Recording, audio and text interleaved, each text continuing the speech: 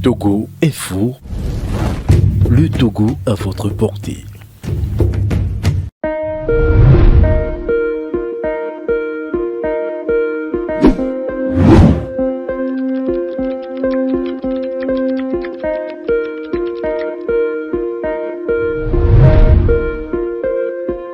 Déclaration liminaire.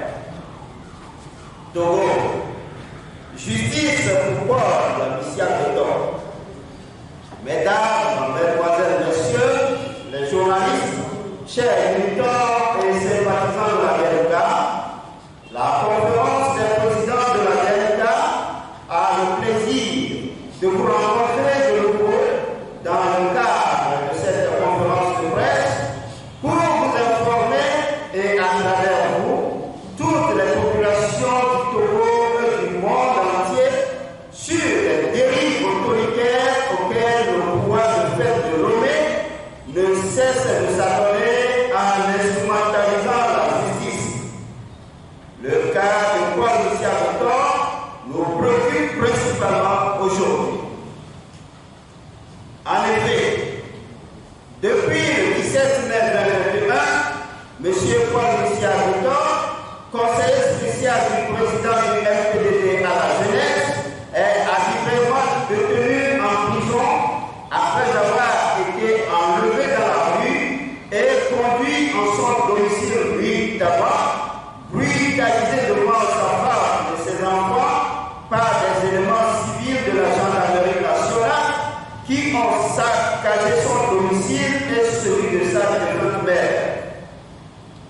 Malgré cette perquisition musclée et infructueuse, et sans que le lui soit notifié les motifs de son interpellation, Paul Misiagoto a tout de même été détenu en violation des lois de la République.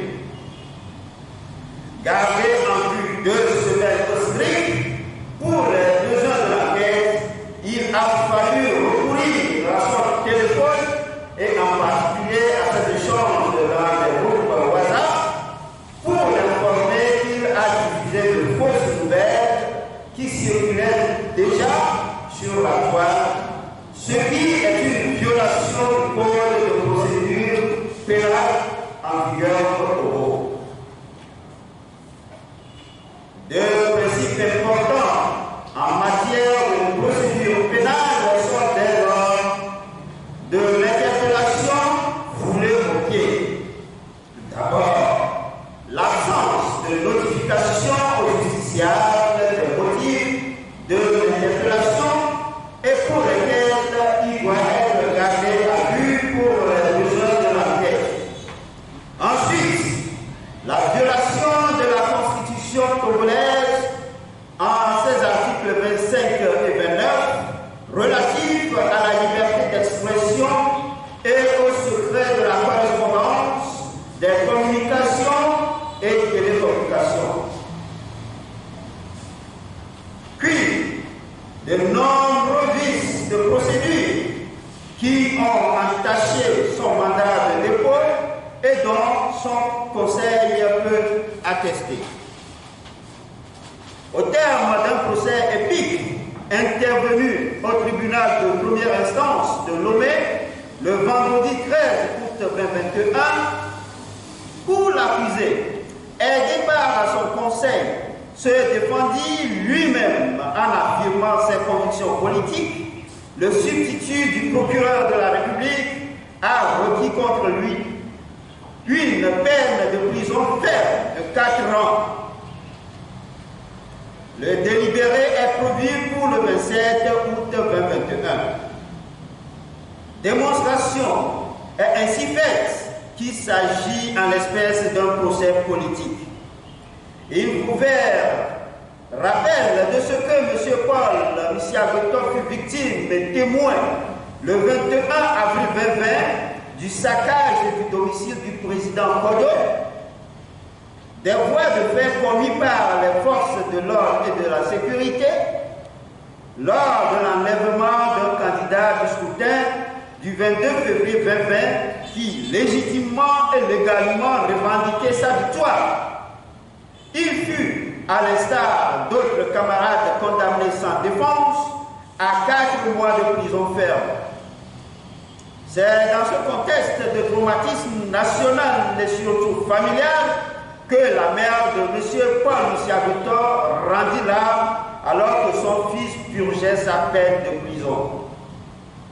La DMK tient à relever que ce procès engage notre justice pénale sur les avancées qu'elle est supposée avoir réalisées ces dernières années.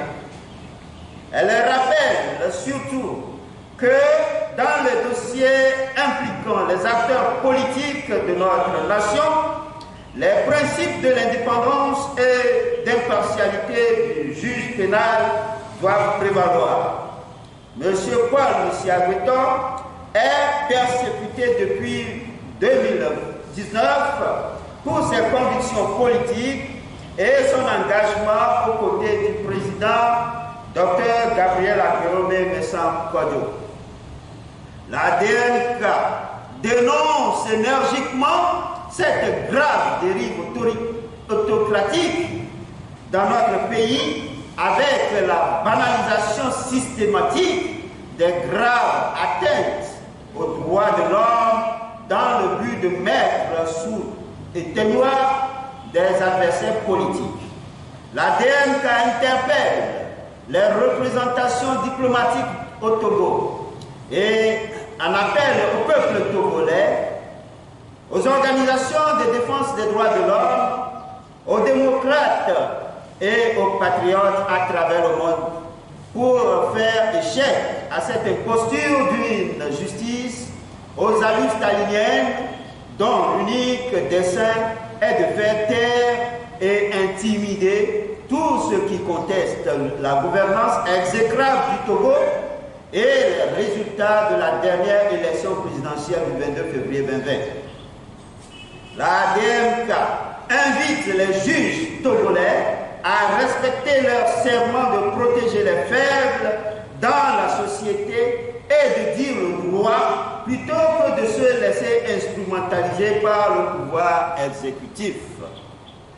La DMK réaffirme sa détermination à combattre toute violation des droits de l'homme et à faire du Togo le pays véritablement démocratique auquel aspire l'immense majorité des Togolais. Lomé, le 20 août 2021, la conférence des présidents.